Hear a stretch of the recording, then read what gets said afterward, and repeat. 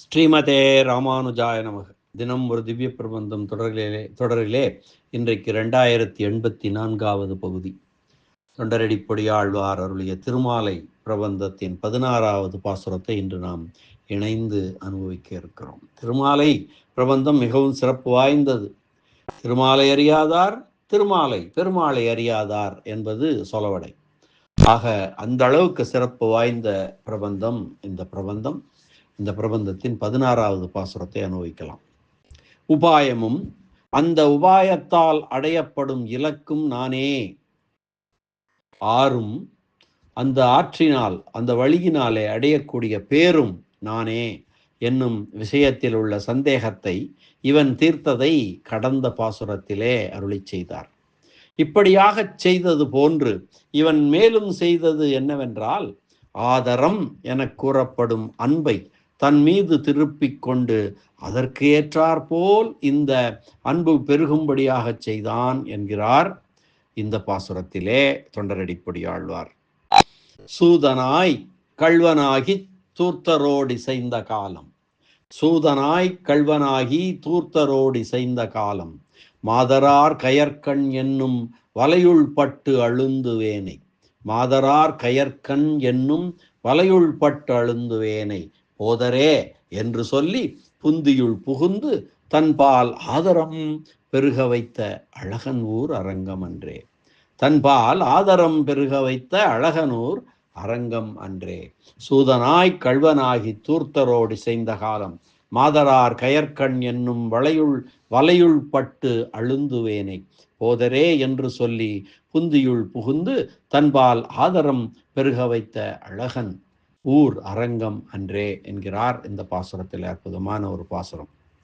முதலிலே பதபதார்த்தம் பார்க்கலாம். சூதனாய், ஈஸ்வரனும் தர்ம அதர்மங்களும் இல்லை என்று சொல்பவனாய், கள்வன் ஆகி ஈஸ்வரனுக்கு உரியதான ஆத்மாவை என்னுடையது என்று சொல்பவனாய், தூர்த்தரோடு இசைந்த காலம், விஷயாந்தரங்களிலே இந்த ஐம்பொறிகளின் மூலம் வரக்கூடிய அந்த விஷயாந்தரங்களிலே ஈடுபட்டவர்களுடன் கூடியிருந்த காலத்தில் தூர்த்தரோடு இசைந்த காலம், மாதரார் பெண்களுடைய கயல் கண் என்னும் கயல் போன்ற மீன் போன்ற அழகிய கண்களாகிற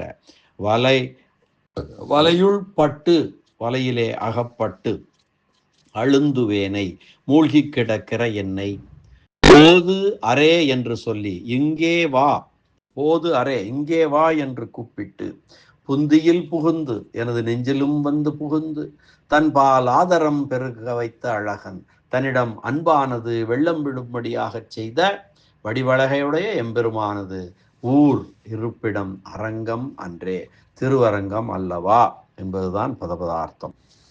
கடவுளும் தர்ம அதர்மங்களும் இல்லை என்று சொல்லுபவனாய், ஈஸ்வரனுக்குரிய ஆத்மாவை என்னுடையது என்று கூறுபவனாய், உலக இன்பங்களிலே ஈடுபட்டவர்களுடன் கூடியிருந்த காலத்திலே பெண்களுடைய மீன் போன்ற அழகிய கண்களாகிய வலையிலே அகப்பட்டு மூழ்கி கிடக்கின்ற என்னை இங்கே வா என்று கூப்பிட்டு என் நெஞ்சிலும் வந்து புகுந்து தன் பக்கலிலே தன்னிடம் அன்பானது வெள்ளமிடும்படியாக செய்த வடிவழகையுடைய எம்பெருமானது இருப்பிடம் திருவரங்கம் அல்லவோ. இனி இந்த பாசுரத்திற்கான வியாக்கியான சக்கரவர்த்தி பெரியவாச்சான் பிள்ளையினுடைய உரையினை பார்க்கலாம். சூதனாய் கள்வனாகி, தான் முன்பு எப்படி வாழ்ந்தேன் என்பதை கூறுகிறார் ஆழ்வார். சூது என்றால் ஒருவர் பார்த்து கொண்டிருக்கும் போதே அவரது பொருளை அபகரிப்பதாகும், அது சூது. களவு என்பது மற்றவர்களின் பொருளை தன்னுடையது என்று எண்ணுதலாகும், எண்ணி அபகரிப்பதாகும். பிரமாணங்கள் மூலம் வெளிப்படும் விஷயங்களை மறுப்பது சூது என்றும் களவு என்றும் இங்கு கொள்ளப்படுகிறது. ஒரு சுள்ளியை திருடினவனுக்கும் ரத்தின மாலையை திருடினவனுக்கும் திருட்டு என்பது பொதுவாக இருக்கும். ஆனால் ரத்தினத்தின் மேன்மை காரணமாக குற்றம் அவனுக்கு அதிகமாக இருக்கும். சண்டாளன் ஒருவனிடம் திருடப்பட்ட பொருளுக்கும் அந்தணன் ஒருவனிடம் திருடப்பட்ட பொருளுக்கும் திருடப்பட்ட பொருள் ஒன்றாகவே இருந்தாலும் திருட்டு கொடுத்தவனின் மேன்மை காரணமாக குற்றமும் வேறுபடும். களவு என்பது இங்கு எம்பெருமானின் உடைமையான ஆத்மாவை தன்னுடையது என்று எண்ணுதலாகும்.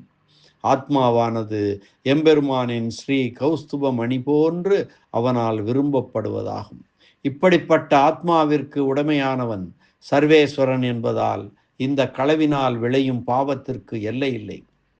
ஆகவே களவு என்பது ஈஸ்வரனின் அடிமையாக உள்ள ஆத்மாவை தன்னுடையது என்று எண்ணுவதாகும். சூது என்றால் ஒருவன் எம்பெருமானை எஜமானனாக கொண்டதே ஆத்மா. இதன் எஜமானனாக சர்வேஸ்வரனே இருக்கிறான். தர்மம் அதர்மம் போன்ற பேதங்கள் உண்டு என்று எண்ணியபடி உள்ளான் என்று வைத்துக் கொள்வோம். இப்படிப்பட்டவனிடம் சென்று இது போன்ற எண்ணங்கள் அனைத்தும் பொய் என்று சொல்லி அவன் மனதை மாற்றி தங்கள் கூட்டத்தில் சேர்த்து கொள்வதே சூது எனப்படும்.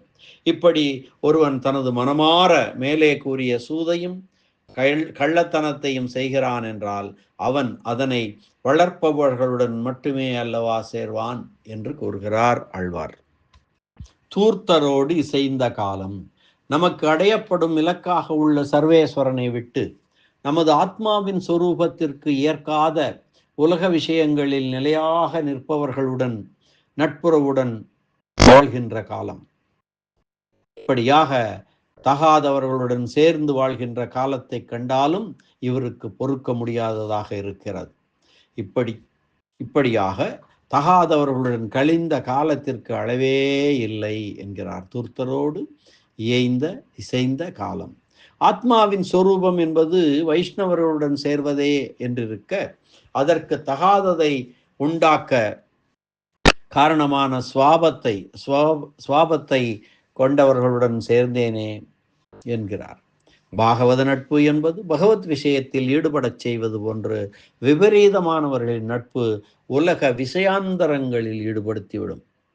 மாதரார் கயல்கண் என்னும் வலையுள் பட்டு அழுந்துவேனை.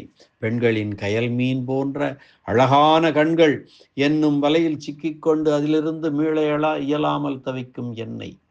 பெண் விஷயத்தில் சிக்கும் ஒருவன் அவள் பெண் என்பதை மட்டுமே காண்பான், அல்லாமல் அவனது பிறப்பு, அவளது பிறப்பு, குல ஒழுக்கம் போன்றவற்றை காண மாட்டான். அவர்களது கண்களின் வலிமை எப்படிப்பட்டது என்று அறிந்து கொள்ளுங்கள். தங்கள் மனதில் கூர்மையான கத்தி போன்று கொடியவர்களாக இருந்த போதிலும் இவனை பிரிந்து தங்களால் உயிர் வாழ முடியாது என்பது போன்று மயக்கும் கண் பார்வை உள்ளவர்கள். அதற்கு பெயர்தான் கண். ஆனால் உண்மையில் அது ஒரு வலையின் செயலை செய்கிறது. கண்ணுக்குள்ளே மணி உள்ளதால் இதனை மணிவலை என்றும் சொல்லலாம். இவனை தப்பிக்க விடாமல் தங்கள் கண்ணை காண்பித்து தாங்கள் இவனிடம் சிக்காமல் தள்ளி நின்று விடுவார்கள். ஏன் இப்படி ஒதுங்கி நிற்கிறார்கள் என்றால், இவர்கள் கிடைக்கும் போது சந்தனம் முதலான இன்பமளிக்கும் பொருள்களின் உதவியால் இவர்களுடன் இன்பமாக இருந்துவிட்டு அந்த இன்பம் நிறைவேறியவுடன் தண்ணீரை தேடி சென்று சுத்தம் செய்து கொள்ள எண்ணும் அளவே அல்லவோ சிற்றின்பம் இருக்கிறது. இதனை அவர்கள் தாழ்வு என்று அறிந்த காரணத்தினால் தள்ளியே நிற்கிறார்கள். இவனுக்கு அந்த விவேகம் இல்லை என்பதால் அவர்களின் மனம் அறியாமல் புறத்தோற்றமாகிய கண்ணழகில் மயங்கி அதிலே அழிந்துவிடுகிறான். வலையுள் பட்டு அழுந்துவேனை. மீண்டும் அதிலிருந்து மீள இயலாமல் அதில் அனுபவித்து மகிழும்படியான சுகம் எதுவும் இல்லை. இறுதியில் வருத்தமே மிஞ்சும். வலையுள் பட்டு அழுந்துவேனை.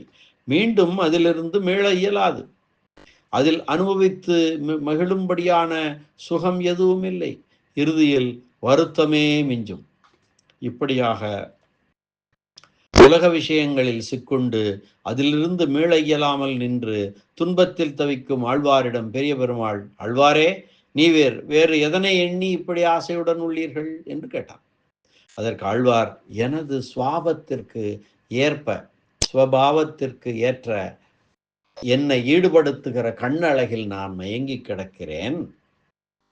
எனக்கு நன்மை செய்ய விரும்பும் ஒருவன் என்னுடைய ஸ்வரூபத்திற்கு ஏற்ற கண்களை காட்டினால் அதிலே ஈடுபட்டு இவற்றை விட்டு விடுவேன் என்றார். உடனே பெரிய பெருமாள், கண்ணின் வேறுபாட்டினை நீர் அறிந்திருக்கிறீர் என்று சொல்லி தமக்கு முன்பாக உள்ள திரையை விலக்கி தனது திருமுகத்தை காண்பித்தான், தனது கண்களை காண்பித்தான். உயிர்க்கெல்லாம் தாயாய் அளிக்கின்ற தன் தாமரை கண் என்று பெரியாழ்வார் திருமொழியிலே பெரியாழ்வார் சொன்னது போல என்னும்படியாக உள்ள தனது திருக்கண்களை காண்பித்து, ஆழ்வாரே, நீவீர் காண ஆசைப்பட்ட கண்களை உடையவனை இங்கு காணும், இங்கே எனது கண்களை பார்ப்பீராக என்று சொன்னான்.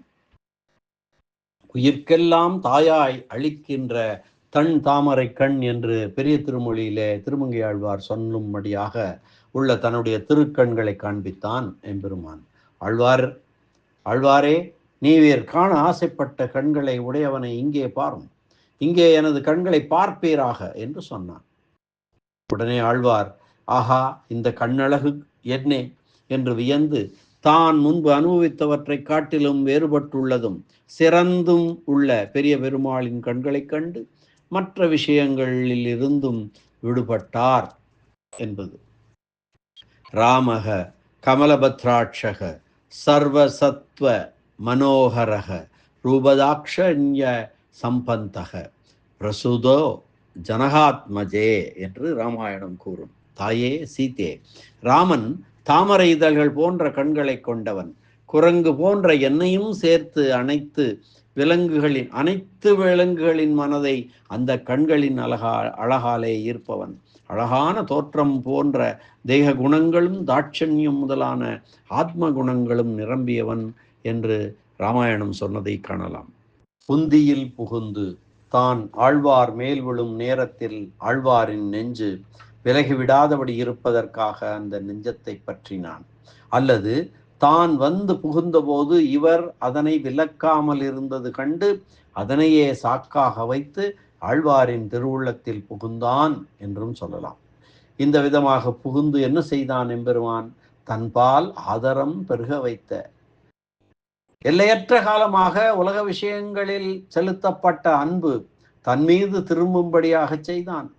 தரிசு நிலத்தில் பாய்கின்ற நீரை திருப்பி பயிர் நிலத்திலே பாயச் செய்வது போன்று தன் மீது அன்பை செலுத்தும்படி செய்து அந்த நீர் பயன்படுவது போன்று அன்பையும் பயனுள்ளதாக்கினான்.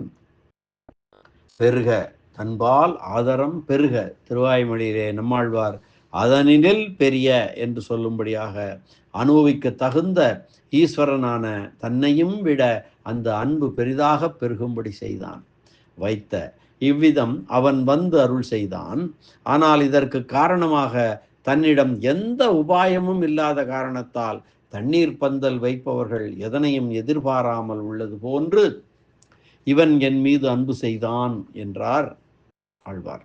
எதனை காண்பித்து இப்படி அன்பை பெருக வைத்தான்? அழகன். திருவாய்மொழியிலே நம்மாழ்வார் சொல்லுவார், பேரமர் காதல் கடல் புறைய விளைவித்த காரமர் மேனிதம் கண்ணன் என்னும்படியாக தனது அழகை காண்பித்து பெருக வைத்தான்.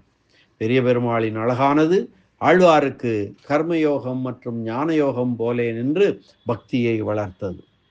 இவருடைய சந்தேகங்களை தீர்ப்பதற்கும் அன்பை பெருக்குவதற்கும் சாதனமாக பெரிய பெருமாளின் அழகு ஒன்றே இருந்தது.